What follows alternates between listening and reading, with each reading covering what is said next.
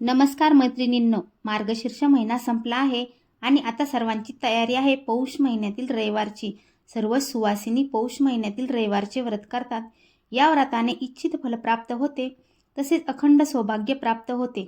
या दिवशी सूर्योदयापूर्वी उठून आंघोळ वगैरे आवरून सूर्यनारायणाची पाटावर तुळशीसमोर पूजा ठेवली जाते. म्हणूनच आपण आज पौष महिन्यातील रविवारची म्हणजेच आदित्य रानूबाईची कहाणी वाचू. रविवारची कहाणी आदित्य रानूबाईची. ऐका आदित्य रानूबाई तुमची कहाणी. आटपाट नगरात एक ब्राह्मण होता. तो नित्य समिधा, फुलं, दुर्वा आणावयास रानात जात असे. तिथं नागकन्या, देवकन्या वसा वसत होत्या. काय न बायांनो, कसला वसा वसता तो मला सांगा. तुला रे वसा कशाला हवा? उतशील मातशील घेतला वसा टाकून देशील. ब्राह्मण म्हणाला, उतत नाही, मातत नाही, घेतला वसा टाकत नाही. तेव्हा त्या म्हणाल्या, श्रावण मास येईल, पहिल्या आदित्यवारी मौन्यानं मुकाट्यानं उठावं, सचिळ वस्त्रसहित स्नान करावं, अग्रोदक पाणी आणावं, विड्याच्या नागवेलीच्या पानावर रक्तचंदनाची आदित्य रानूबाई काढावी, 6 रेगांचं मंडळ करावं, 6 सुतांचा तातू करावा, त्यास 6 गाठी द्याव्या, पान फुल व्हावं, पूजा करावी, पानांचा विडा, फुलांचा झेला, दशांगांचा धूप, गूळ खोबऱ्याचा नैवेद्य दाखवावा, 6 मास चाळावी, 6 मास पाळावी, मागी रथसप्तमी संपूर्ण करावं. संपूर्णास काय करावं? गुळाच्या पोळ्या, बोटव्यांची खीर, लोणं, कढ, तूप, मेहून जेव सांगावं.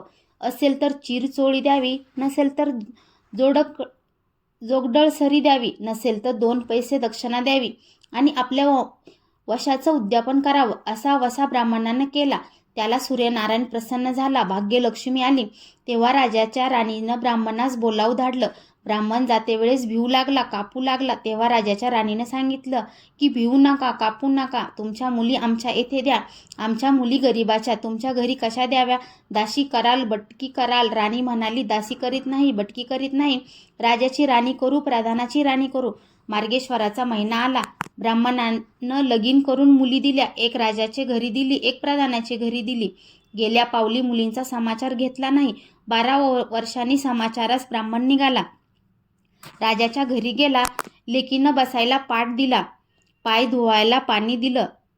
बाबा बाबा, गूळ खा, पाणी प्या. गूळ खात नाही, पाणी पित नाही.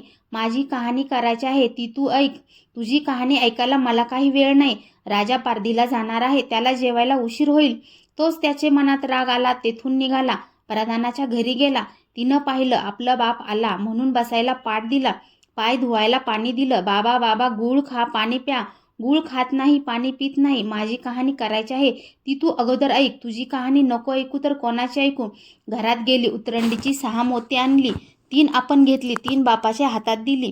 त्यानं मनोभावे कहाणी सांगितली. लेकीनं चित्त भावे ती ऐकली. नंतर बाप आपल्या घरी आला. बायकोनं विचारलं, मुलींचा समाचार कसा आहे?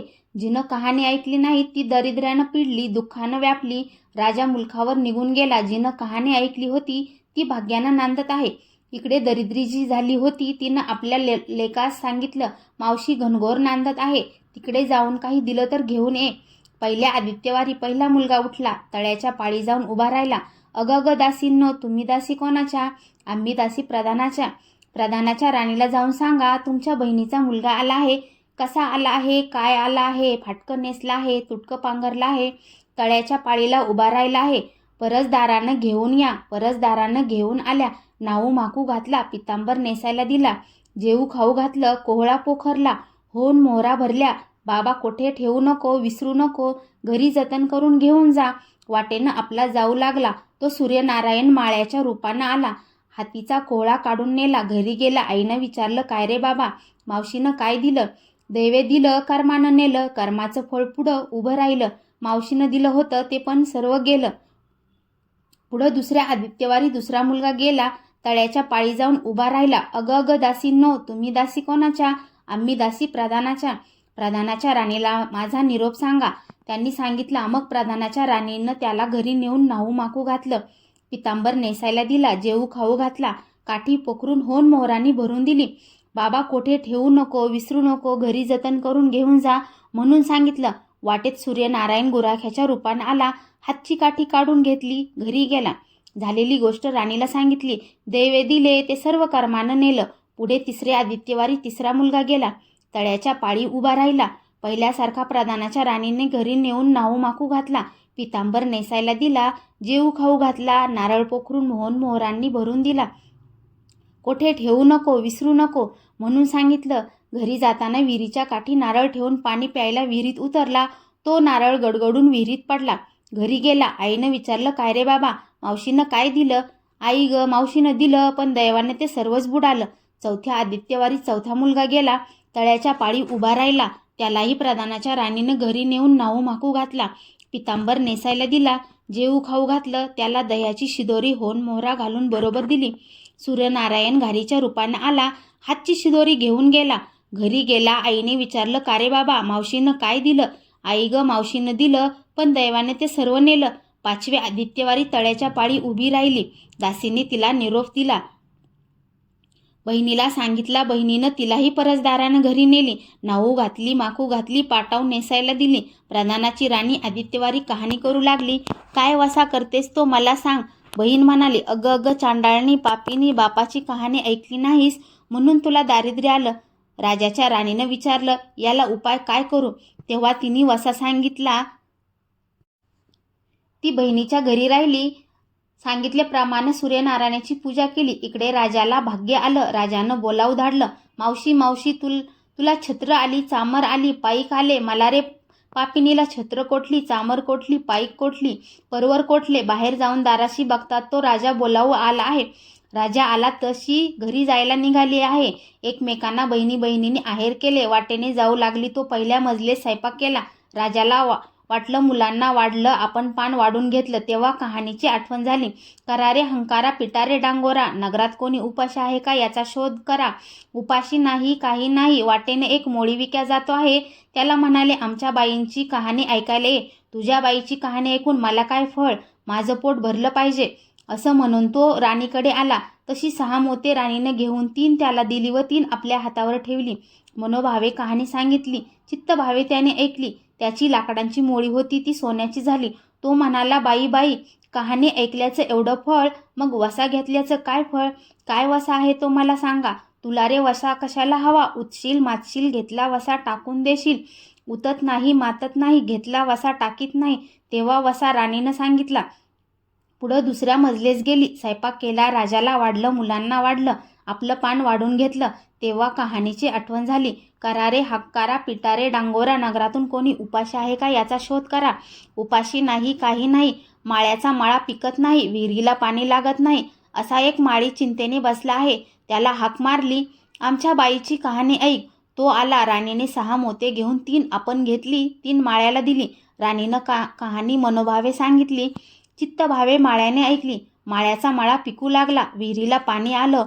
तो म्हणाला, बाई बाई, कहाणी ऐकल्याचं एवढं फळ, मग वसा घेतल्याचं काय फळ? काय वसा असेल तो मला सांगा. मग राणीनं त्याला वसा सांगितला. पुढं तिसऱ्या मजलेस गेली. स्वयंपाक केला. राजाला वाढलं, मुलांना वाढलं, आपलं पान वाढून घेतलं. तेव्हा कहाणीची आठवण झाली.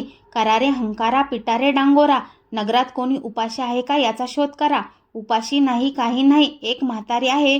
तिचा मुलगा वनात गेला होता. एक डोहत बुडाला, एक सर्पानं खाल्ला. त्यामुळं चिंताक्रांत बसली होती. तिला म्हणाले, आमच्या बाईची कहाणी ऐक. ती म्हणाली, कहाणी ऐकून मी काय करू? मी मुलांसाठी रडते आहे.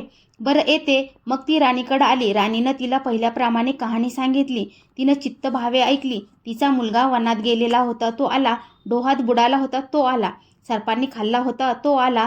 ती म्हणाली, बाई बाई, कहाणी ऐकल्याचं हे फळ, मग वसा घेतल्याचं काय फळ? काय वसा असेल तो मला सांगा. मग राणीनं तिलाही वसा सांगितला. पुढच्या मजलेस गेली. स्वयंपाक केला. राजाला वाढलं, मुलांना वाढलं, आपलं पान वाढून घेतलं. तेव्हा कहाणीची आठवण झाली. करा रे हंकारा, पिटा रे डांगोरा, नगरात कोणी उपाशी आहे का याचा शोध करा. उपाशी नाही, काही नाही. काना डोळा, मांसाचा गोळा, हातपाय नाही असा एक मनुष्य रस्त्यामध्ये होता. त्याच्या अंगावर तांब्याभर पाणी ओतलं. पालता होतं तर उलथा केला. 6 मोते होती. 3 मोती त्याच्या बेंबीवर ठेवली. 3 मोते आपण घेतली. राणीनं मनोभावे कथा सांगितली. ती त्यानं ऐकली. त्याला हातपाय आले, देह दिव्य झाला. तो म्हणाला, कहाणी ऐकल्याचं एवढं फळ, मग वसा घेतल्याचं काय फळ? काय वसा तो मला सांगा. मग राणीनं त्याला वसा सांगितला. 5वा मुक्कामास घरी आले. स्वयंपाक केला. सूर्यनारायण जेवायला आले. साती दरवाजे उघडले. लोह घंगाळ पाणी तापलं.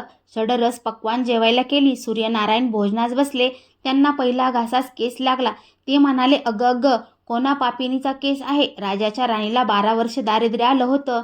तिनं आदित्यवारी वळचणीखाली बसून केस विंचरले होते. काळं चवाळ डोईचा केस, वळचणीची काडी डाव्या खांद्यावरून वेशीबाहेर टाकून दे. राजाच्या राणीला सूर्यनारायणाचा कोप झाला तसा कोणाला होऊ नये. ब्राह्मणाला, मोळी विक्याला, राजाच्या राणीला, माळ्याला, म्हातारीला, काना डोळा मांसाचा गोळा इतक्यांना जसा सूर्यनारायण प्रसन्न झाला तसा तुम्हा आम्हा हो. ही 60 उत्तराची कहाणी 5 उत्तरी सुफळ संपूर्ण. तुम्हाला जर आमच्या चॅनलवरील असेच नवनवीन व्हिडिओ पाहायला आवडत असतील तर आमच्या चॅनलला नक्कीच लाईक, शेअर व सबस्क्राईब करा. धन्यवाद.